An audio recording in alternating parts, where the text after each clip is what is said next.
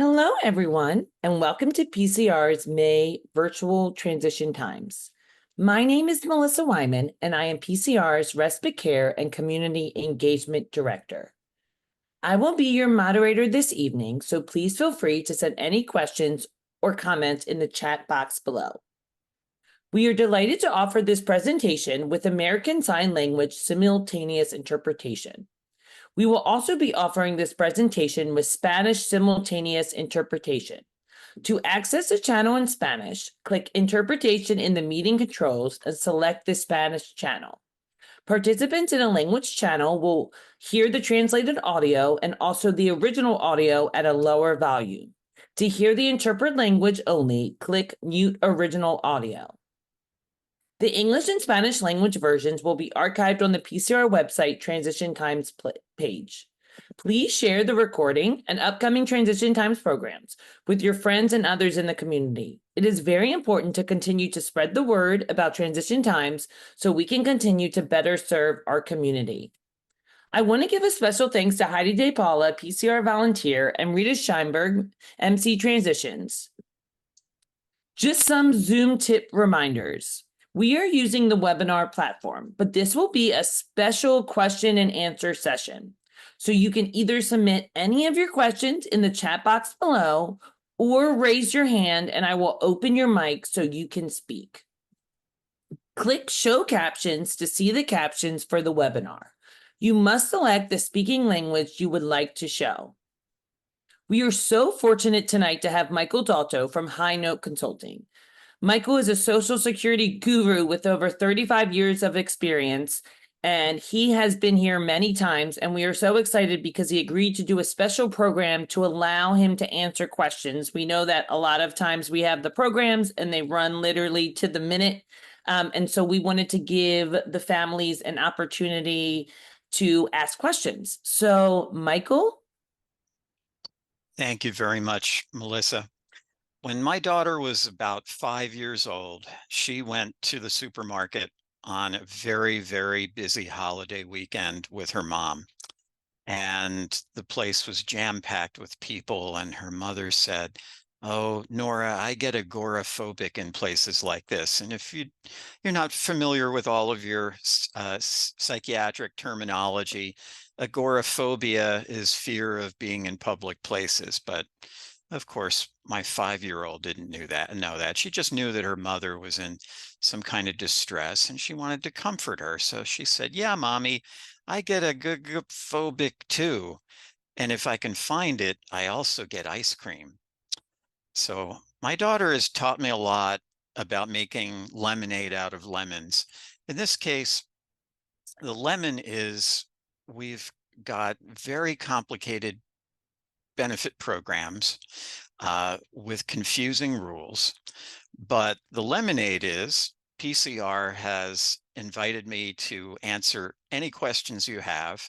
I'm assuming they'll focus primarily on SSI, Social Security, disability, Medicare, Medicaid, how work affects them, how to apply for them, who is eligible, etc.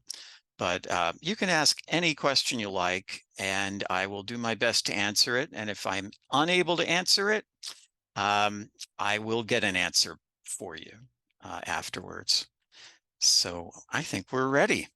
Okay, perfect. So what we can do, which would be great, if anybody is interested in actually asking a question using your mic, if you can use the raise hand icon below, and then we can, I can get you to open your mic and you can ask a question that way, or you can go in the chat and ask a question. So we do have one question already, and we can start with that.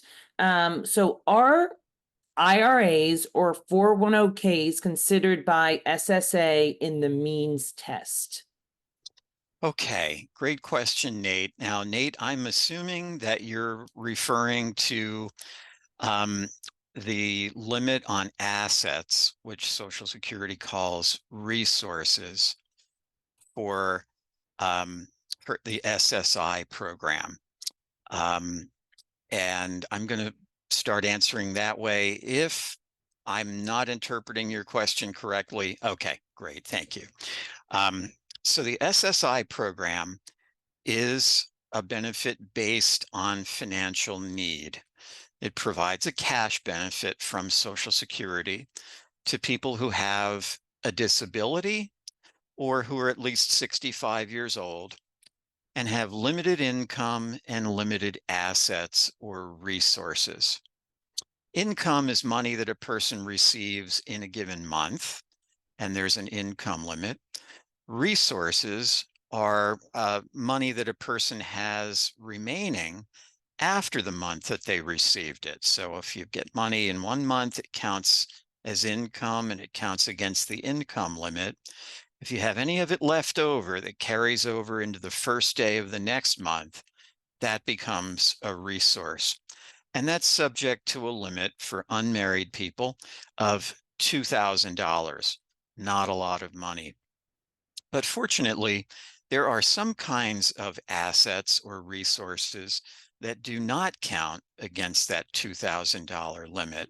And we'll probably get back to those a little bit later. But back to your question, Nate.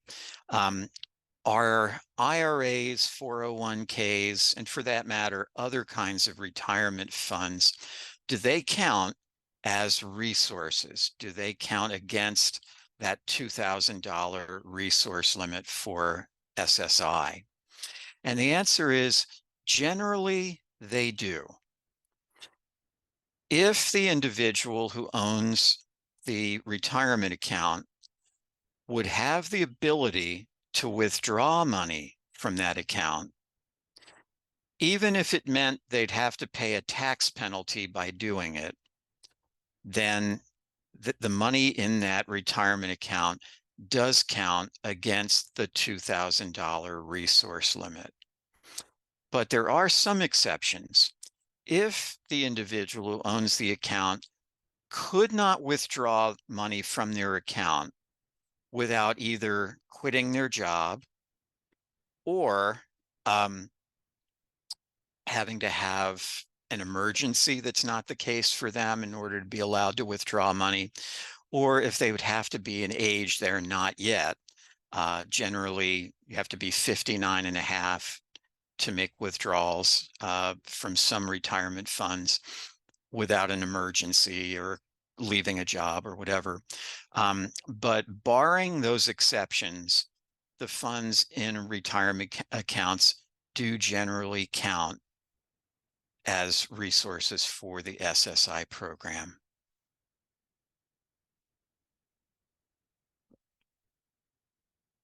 Okay, that's great. Thank you so much. So first I'm gonna, I see that May has asked a question, so I'm actually gonna allow you to talk, May. Hello, can you hear me? Yes. Yes, I Okay, may. great. Hello. I have a question. So my daughter received reduced SSI because her part-time job. She is taking a medical leave right now, and we've just been told by Social Security office that she qualified for SSDI. So going through that application process, I understand that by rule you have to do that. My question is, I'm planning to retire in a couple of years. Now, when I retire, does her SSDI go by my income at that time or based on her current Okay, earning? great question, May, and thank you for asking it. I think that'll be relevant to a lot of people on the webinar. So SSDI stands for Social Security Disability Insurance. That is a different cash benefit that people can get from Social Security. They have to be disabled, just like for SSI. It is a cash benefit, just like SSI.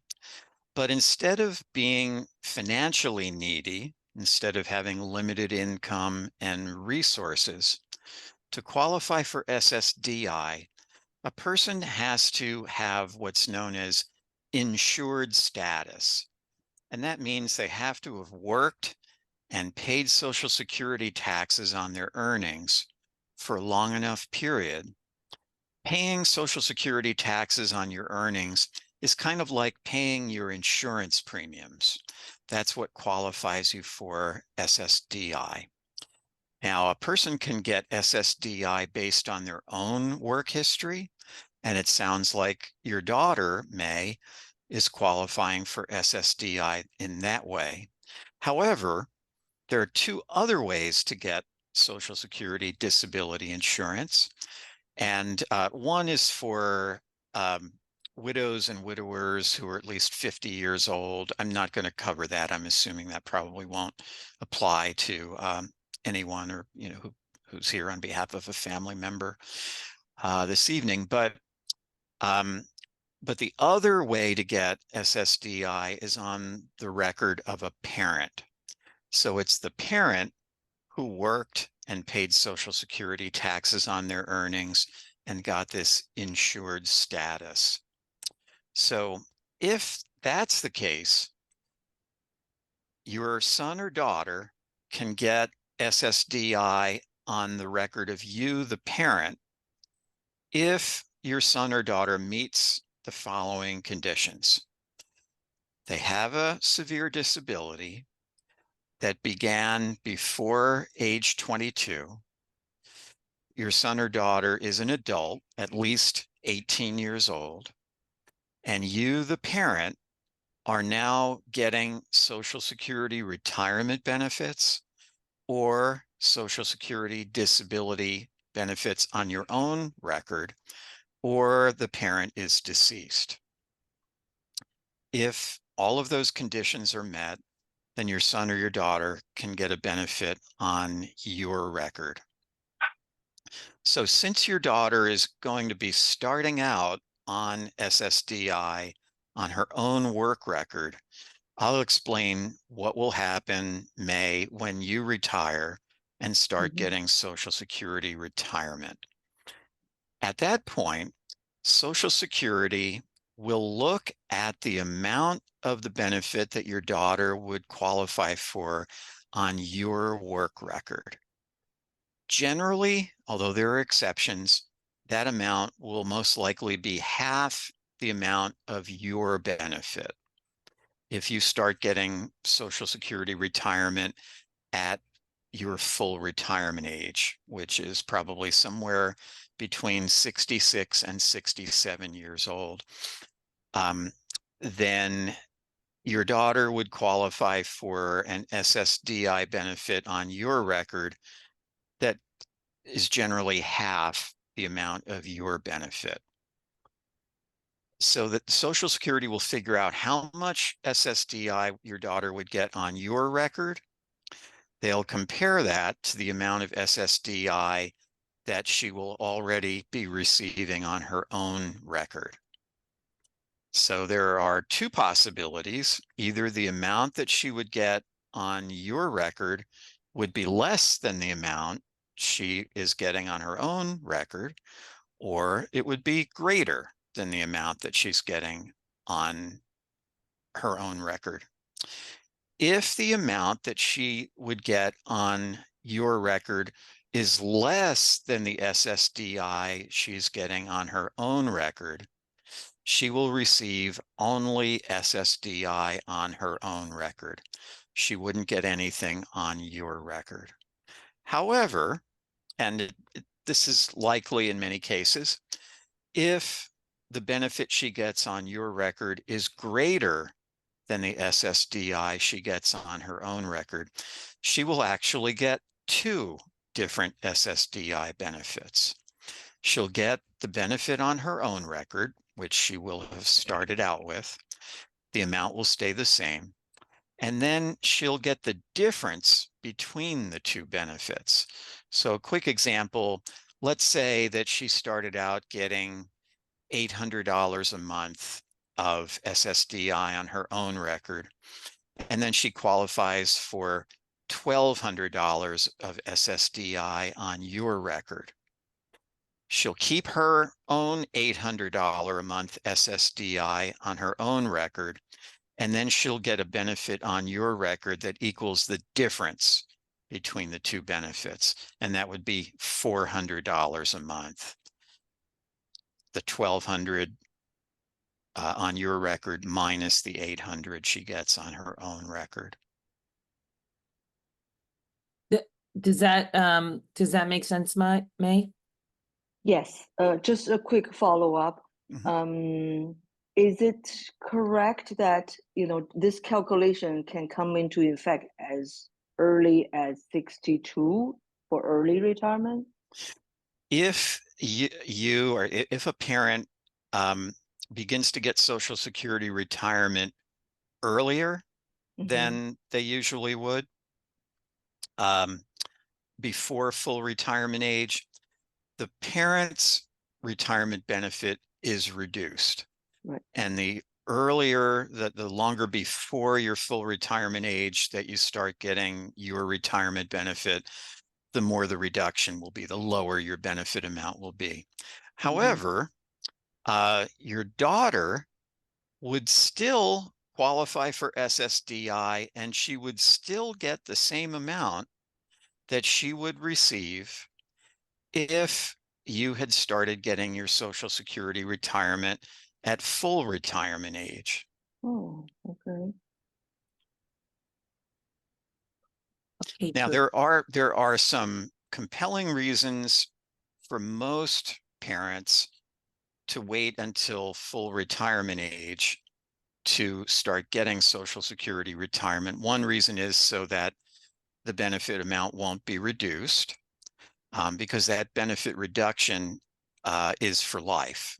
So if your benefit is reduced by, say, 25%, because you start to get it at age 62, that reduction will apply to your benefit every month for the rest of your life. The other reason is that if you, the parent, are working when you're getting Social Security early retirement, there's an additional reduction in the benefit based on your earnings. And that continues until you reach your full retirement age. Okay. Now, there's also a way that you can get a higher benefit than you would at full retirement age. You could wait to get your Social Security retirement until as late as age 70. And then if you have started getting it after your full retirement age, your monthly benefit will actually be greater. But your daughter's benefit will not. If you wait until you're 70 to get Social Security retirement, your daughter will not be eligible for SSDI on your record until you start getting your retirement benefit.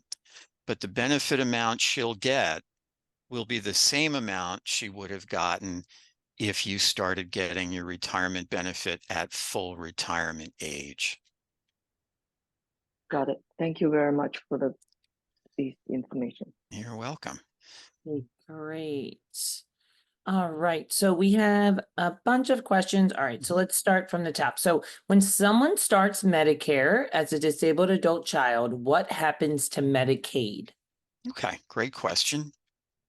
When someone gets SSDI, whether it's on their own record or on a parent's record, and Pam is using the term that's generally used to specify the type of SSDI a person gets on their parent's record.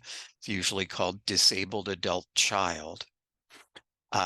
When a person gets SSDI and they've been entitled to it for 2 years, they qualify for Medicare. And if they are still receiving Medicaid, if they're getting Medicaid in addition, there's a great program in Maryland that applies to people who get Medicare and also Medicaid. The Medicaid can continue if the person remains eligible, so they can have both Medicare and Medicaid at the same time. And the Medicaid will eliminate virtually all of the out-of-pocket costs that the person might otherwise have to pay for Medicare. Medicare usually involves various monthly premiums, deductibles, co-insurance, out-of-pocket costs.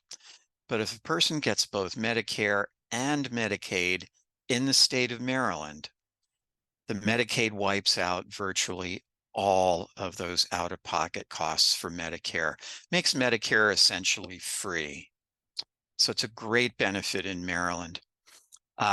Also, this is true. I want to make this point for both May and Pam.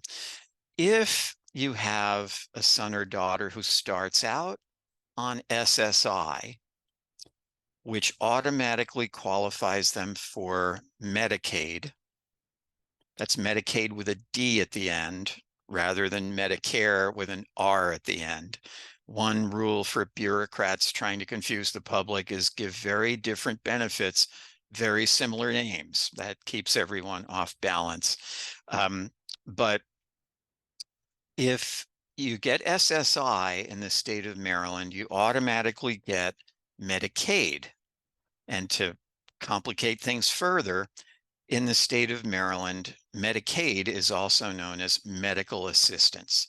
And that's rule number 2 for bureaucrats trying to confuse the public, is give each benefit more than one name. That really confuses everyone.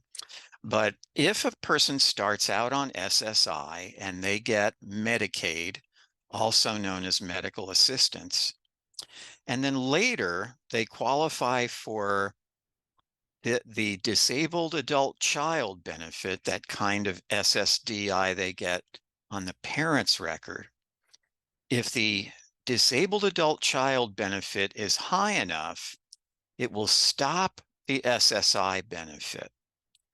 But there is a protection that lets that person keep their Medicaid, even though their SSI has stopped because of the disabled adult child benefit. So that's a great way for a person to be able to keep Medicaid if they start out on SSI and then lose it due to the disabled adult child benefit when they become eligible. So they can still keep the Medicaid, and once they qualify for Medicare after that 2-year waiting period, then the Medicaid will wipe out almost all of the out-of-pocket costs for the Medicare. Okay, great. Thank you. The next question is, in your opinion, what is the future of disability insurance trust fund?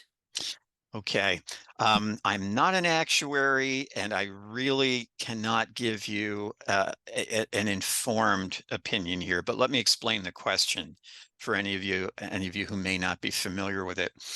There is a pot of money known as the Social Security Trust Fund that's used to pay Social Security benefits like SSDI and Social Security retirement. It's not used to pay SSI. That comes out of different general federal government revenues, but it is used to pay SSDI, Social Security retirement, and a variety of other Social Security benefits. It is funded primarily by contributions from working people. They pay Social Security taxes on their earnings, and that funds the trust fund. Now, I think everybody knows that there are a lot of baby boomers who have retired or are going to be retiring, and not enough younger workers to pay Social Security taxes to continue the benefits of baby boomers indefinitely. So we always hear about the Social Security Trust Fund running out of money. And every year, the Social Security trustees estimate how much longer it will be before the trust fund runs out of money or runs short on money so that it can no longer afford to pay full benefits to people. There are actually 2 pots of money in the Social Security Trust Fund. One is for retirement and survivors benefits. The other is for disability benefits. And that explains Catherine's question. So the Disability Insurance Trust Fund is the part of the Social Security Trust Fund that's designed to fund SSDI benefits. I really can't predict how long it's going to last. What I can tell you is I may be a Pollyanna about this, but I cannot imagine that Congress, however dysfunctional it may be at any given time, will allow the Social Security Trust Fund to run out of money. They may wait until the 11th hour, but I think ultimately they will come up with sufficient funding. And I think that's true for the Disability Trust Fund as well as the Retirement Trust Fund. Although I think the trust fund for retirees and survivors being larger and representing a larger share of people who vote will probably be the greater priority. But I am not terribly concerned that the Congress will allow that trust fund to run out of money so that people can get full benefits. My concern is how they'll accomplish that. There are a variety of ways they could do it, some more onerous than others. So sorry I couldn't give you a more informed opinion on that, Catherine. But thanks for explaining that. That was really great. Okay, our next question is, what is the job limit when you receive SSI? What happens if the recipient goes over the salary requirement? Okay, that's a great question, Crystal. And I think what I'd like to do in order to answer it is pull up a PowerPoint from an earlier session and highlight a few slides in this PowerPoint about how work earnings affect SSI. So bear with me a moment. Okay, so there are some safety nets known as work incentives in the SSI program that are designed to make sure a person on SSI who goes to work for pay will have more money and will come out ahead financially. The first safety net is simply that a person on SSI is almost always better off financially if they work than if they don't work.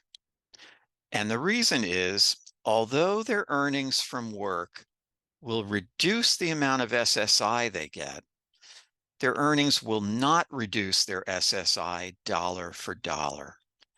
Their earnings will reduce the SSI by less than half the amount of their pre-tax earnings from work. And an example shows up in the middle of this slide. It says a person who starts out with $943 a month of SSI, which is the maximum SSI in Maryland this year for an unmarried individual, that person can earn up to $1,970 a month in gross wages and still get at least $1 of SSI. So clearly their SSI would be greatly reduced, but not all the way down to zero until they're earning more than $1,970 a month in gross wages. So that may be a lot more than you expected. So, so one answer to the question is, if the person earns $1,970 a month or less in gross wages, then they'll continue to get at least a little bit of SSI. But there are some other safety nets, other work incentives. I'm not going to go into them in great detail, but I'll tell you that a student in school or in a job training course who's under age 22, who gets SSI and works for pay, can earn over $9,200 a year in gross wages and not have their SSI reduced at all. The safety net that accomplishes that is called the Student Earned Income Exclusion.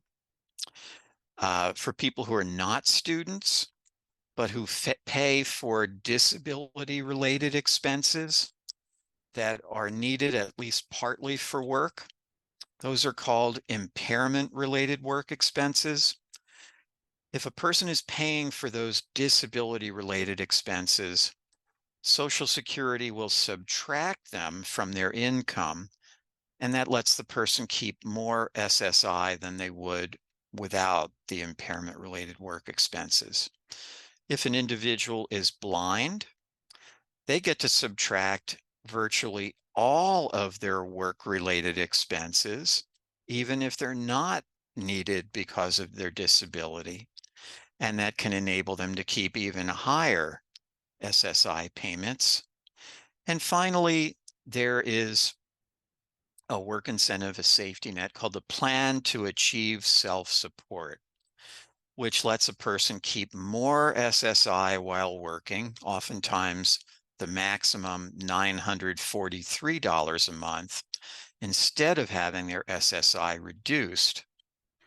And the extra SSI they get to keep, they use to offset expenses to reach a work goal, which could be training, education, tools, equipment, uniforms, computers, childcare, transportation, even buying a vehicle, and a variety of other things. And finally, I'll tell you there's a work incentive, it's my favorite one, that lets a person whose earnings go up high enough to bring their SSI all the way down to zero, lets them still stay eligible for SSI. And you might wonder, well, what good is SSI eligibility if your SSI payment is zero?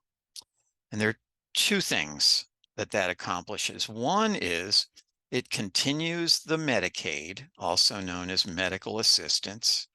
And number two, if that person should stop work at any point, or if their earnings should drop low enough, they can go right back on SSI payments just by contacting Social Security.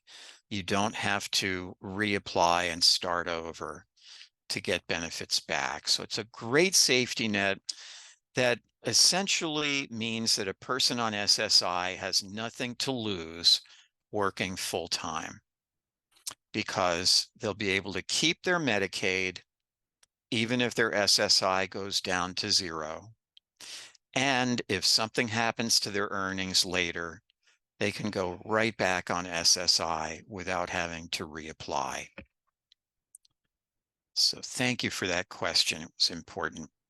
Okay, great. So the next question we have is, my son gets SSI. When my husband starts to take Social Security, can he get SSDI as well, or does he give up the SSI? Okay, good question. This will sort of expand a little bit on the answer I gave to May's question earlier. And that is, it depends on the amount of SSDI, also known as Disabled Adult Child benefit, that your son gets on your husband's record. And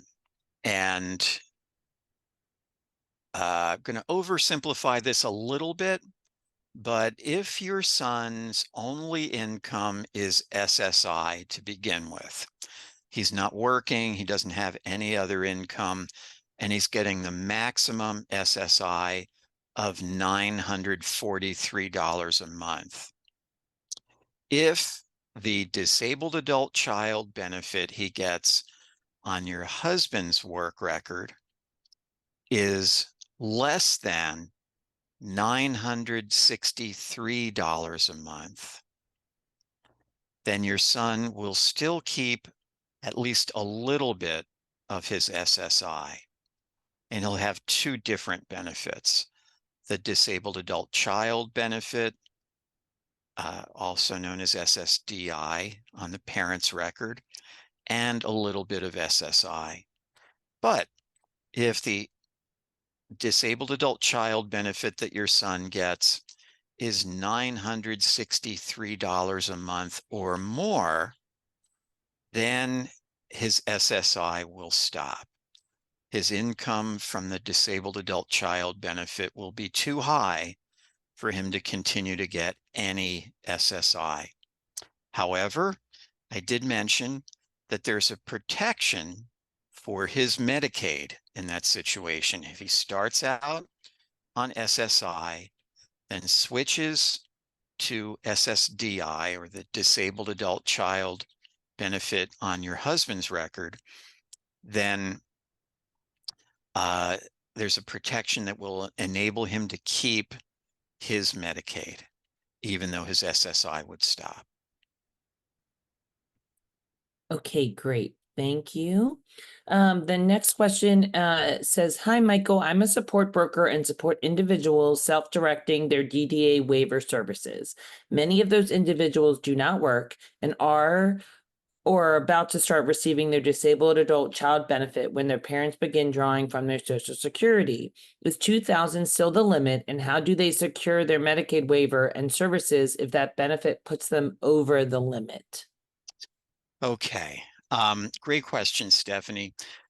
First, let me take a step back and distinguish between two kinds of money that there are limits on in the SSI program as well as the Medicaid program. And the two kinds of money are income and resources. So income is money that a person gets during one calendar month. It counts as income the month it's received, and it's subject to an income limit for the SSI program or for Medicaid. Now, if the person receives income in a month and they spend all of it before the month is over, then none of it will be a resource.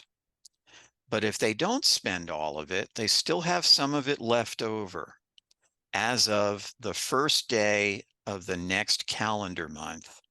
That leftover amount becomes a resource, and that's subject to the limit on resources for SSI or Medicaid. Okay. So when you're talking about people that you're supporting starting to get the disabled adult child benefit on their parents' record, that disabled adult child benefit counts as income in the month that they receive it, and it's subject to the income limit. So simply receiving a disabled adult child benefit would not preclude a person from getting SSI and Medicaid if that benefit is low enough. Okay. Now, if they get that disabled adult child benefit and each month they spend all of it before the end of the month, which is likely, those benefits are usually not all that high and people may have to spend every cent on their basic living expenses. If that's the case, if all of that money is spent before the end of the month, then none of it will be a resource and none of it will count against the resource limit for SSI, which is $2,000. And most ways to get Medicaid that are for people with disabilities also have a resource limit of $2,000. So, but if the individual is getting the disabled adult child benefit each month and they're not spending all of it, let's say they save $200 a month, each month they get that benefit. Well, eventually in 10 months, they will have saved $2,000. And if they've got that in, say, a regular bank account, that could cause them to go over the resource limit for SSI and Medicaid. and that could cause them to lose those benefits. However, there are some ways that people can save money and not have it count against the $2,000 resource limit for SSI and Medicaid. One way is an ABLE account. That's a special account that's owned by a person whose disability began before age 26. And the first $100,000 they save in an ABLE account does not count against the $2,000 resource limit for SSI and Medicaid. So that's a great way to be able to save money. There are also special needs trusts. Those are special accounts set up to benefit a person with a disability. The money can only be used to benefit the person with a disability, but the person with a disability doesn't technically own the account and they don't control it. Another party, known as the trustee, manages the money and withdraws it only to pay for expenses for the person with a disability. But the money in the trust does not count against that $2,000 resource limit. Neither does a home the person lives in, one car they own, certain burial funds, and some others. So I hope that answered your question, Stephanie, but if not, please feel free to follow up.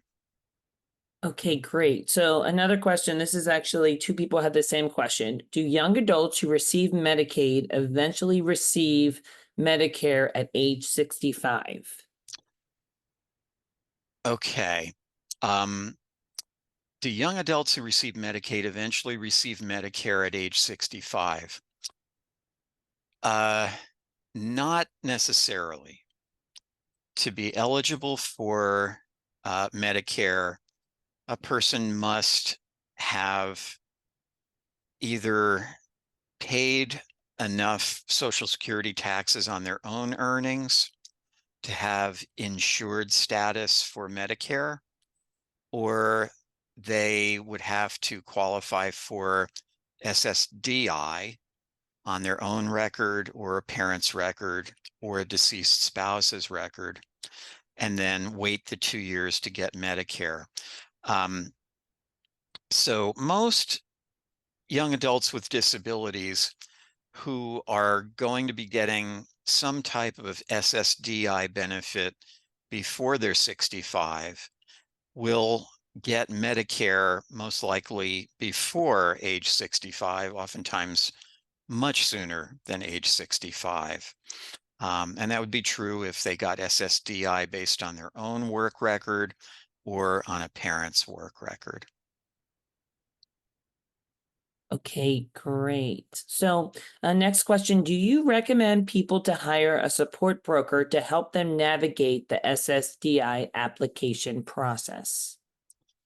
I am not sure that support brokers would generally consider themselves competent to do that. Support brokers, as I understand it, don't necessarily have special training in how to apply for SSDI or SSI.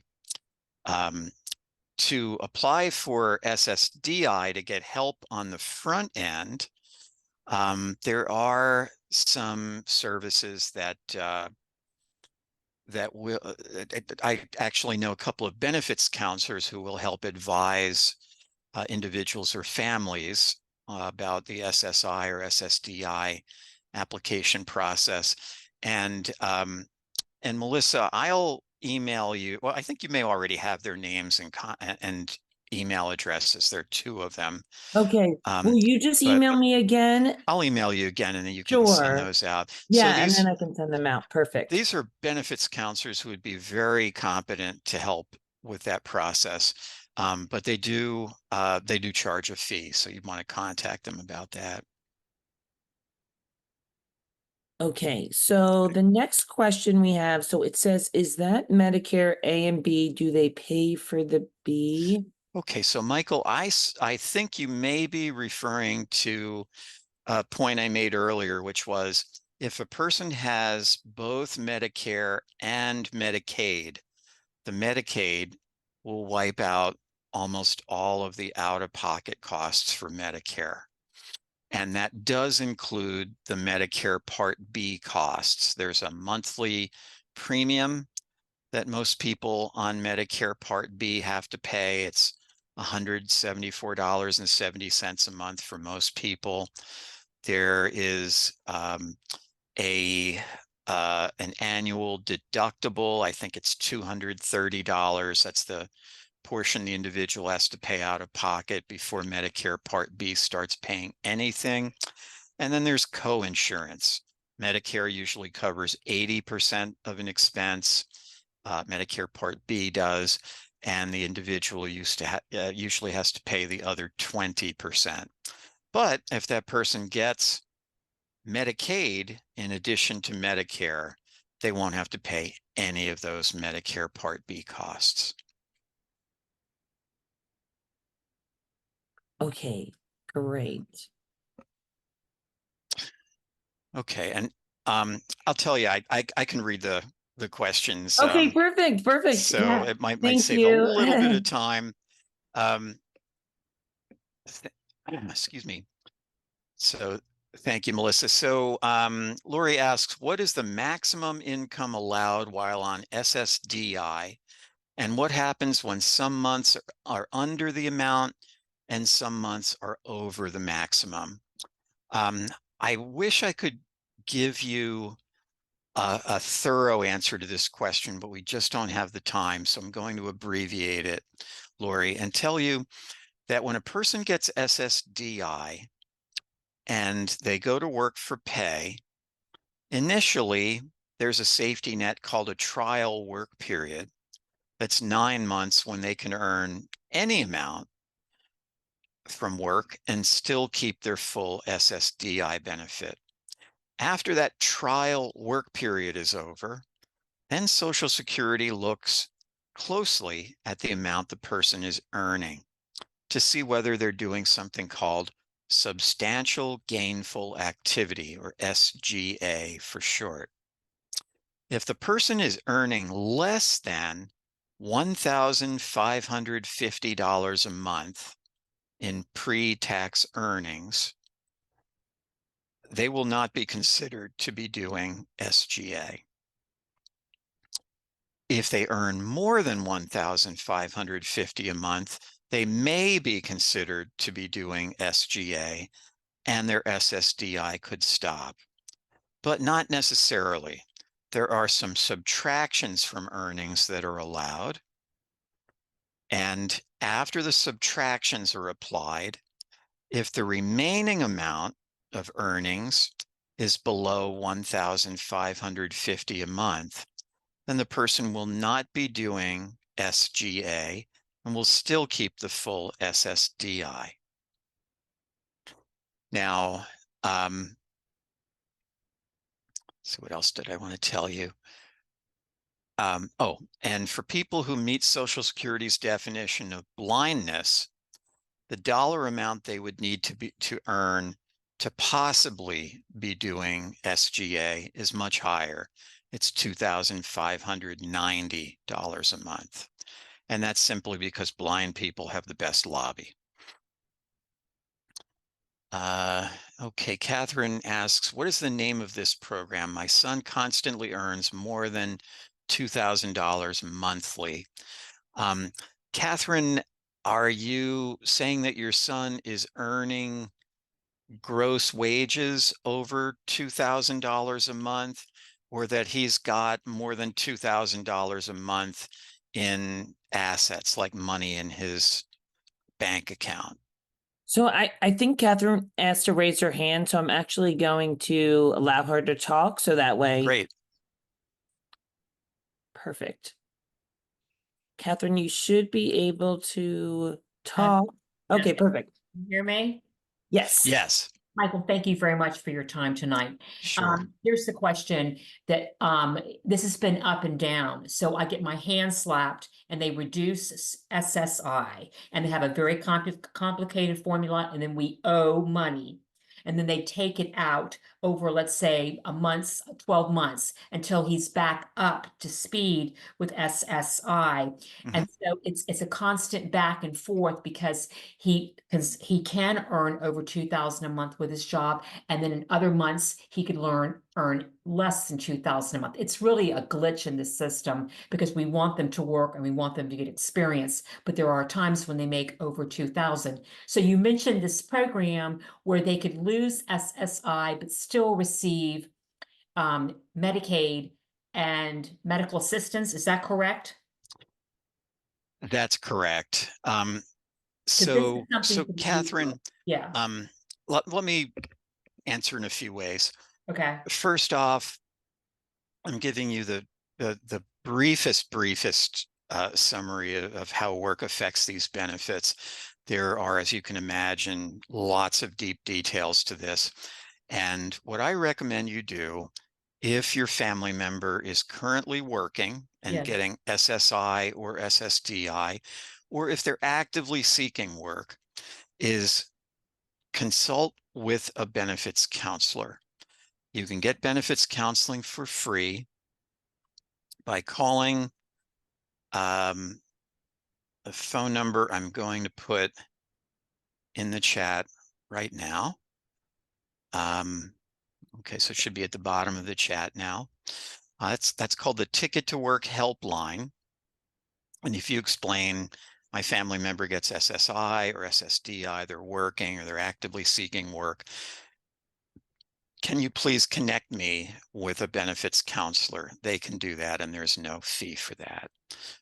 Okay, so that's what I strongly recommend. Now, if your son is working and getting SSI, the bane of your existence is that his SSI amount can fluctuate according to how his earnings from work fluctuate. And even if you report his earnings, which you should do every month if he's getting SSI, Social Security may still not adjust his SSI payments as they should in a timely way, and he may end up continuing to owe them money.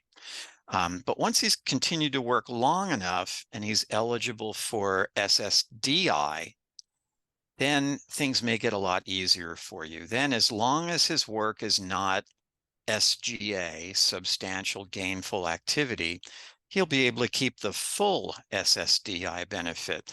And that will make your life a lot easier in terms of administrative hassles. Also, Michael, we had a few questions asking if what you're talking about is the Employed Individuals with Disabilities program. I'm not talking about the Employed Individuals with Disabilities program now. Okay. But that program, which is known as EID for short, Employed Individuals with Disabilities, is one of dozens of different ways for a person to qualify for Medicaid in the state of Maryland. It's for people who are working for pay, have a disability, meet a few other conditions, but don't qualify for Medicaid in some other way. And a benefits counselor can let you know if EID would be a good option for your family member and advise them about how to enroll. Okay, Jane asks follow-up to question about working in SSI. Does the same apply to what happens if someone is on SSDI and goes to work? Okay, well, that question came in before I answered it.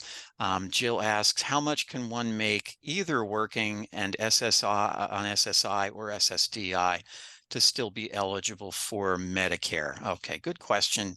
To still be eligible for Medicaid, not Medicare. Okay, believe I answered that one as well, Jill. If the person starts out on SSI, their earnings go up high enough to reduce their SSI to zero, there is that protection that keeps them eligible for SSI and keeps their Medicaid also known as medical assistance, going. And that rule, which is known as 1619B, 1619B, Protects people with earnings of up to over $52,000 a year, gross wages. And in some cases, a person can be earning even more than that and still be protected by that rule. Pam says, if SSDI is greater than $963 a month and Medicare has started as disabled adult child, so SSI stops, does Medicaid stop then? No, there's a protection if a person starts out on SSI and then switches to a disabled adult child benefit that's high enough to stop the SSI. There's a protection that lets them keep the Medicaid even though their SSI has stopped in that situation. Okay. Michael asks, do they have to opt in for Medicare Part B? Well, I'm going to assume that your family members who will qualify for Medicare will also be able to get or keep Medicaid, and the benefits counselor will be able to advise you about that. And as long as your family member has both Medicare and Medicaid, they don't have any out-of-pocket costs for Medicare. So they have nothing to lose by enrolling in every part to Medicare. In fact, they'll be automatically enrolled in Medicare Part B unless they decline it. And if they are getting Medicaid, they should absolutely not decline it. Stephanie asks, are benefits counselors only available to individuals who are working? Generally, they're available to individuals who are working or actively pursuing work, for free, at least. The two benefits counselors whose information Melissa will be emailing to you, who can advise you about applying for benefits, can also help you navigate the Social Security system if your family member is considering work. And if your family member has a case open with DOORS, the Maryland Division of Rehabilitation Services, they can get benefits counseling through DOORS, even if they're not yet actively pursuing work. Okay. I think we're down to Randolph.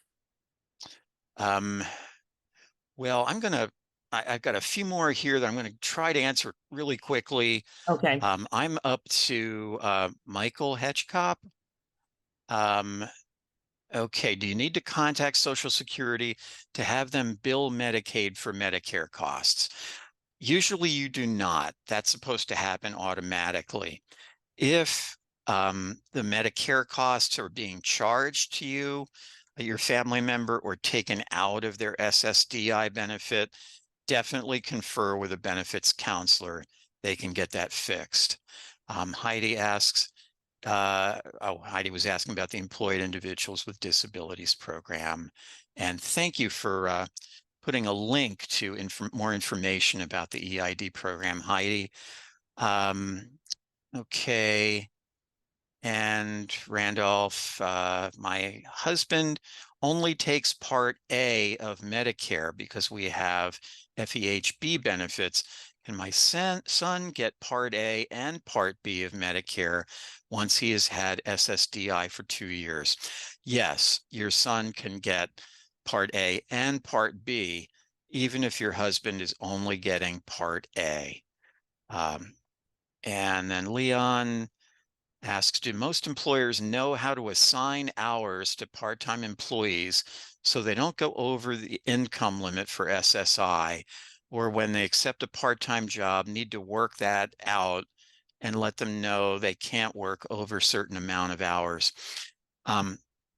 Leon, I want to say that this is one of the most important reasons to confer with a benefits counselor, because while it's understandable that you're going to be focused on making sure that your loved one doesn't lose benefits they need, there are these safety nets called work incentives that can ensure that your family member is going to be better off, it's going to keep their medical benefits, And even if they earn enough to lose their cash benefits, there are safety nets that will let them go back on cash benefits like SSI and SSDI quickly and easily if something happens to their earnings later. So, so it's good to know that even if your family member has a great full-time job and they earn enough to have their cash benefits stop, they've got protections to be able to get them back and to be able to keep their medical benefits the entire time. Okay. Michael, I and- think we're going to stop. I think there's Okay. one more question, but we're going to stop. But thank you so much. Okay. You were so helpful. We knew that this would be a great Q&A. Please join us on Wednesday, June 12th from 7 to 8 to learn about Montgomery County Police resources and community safety. Officer Laurie Reyes from the Montgomery County Police Autism IDD Alzheimer's Dementia Unit will present about community safety such as wandering prevention, MCPD outreach initiatives, and other safety preventions.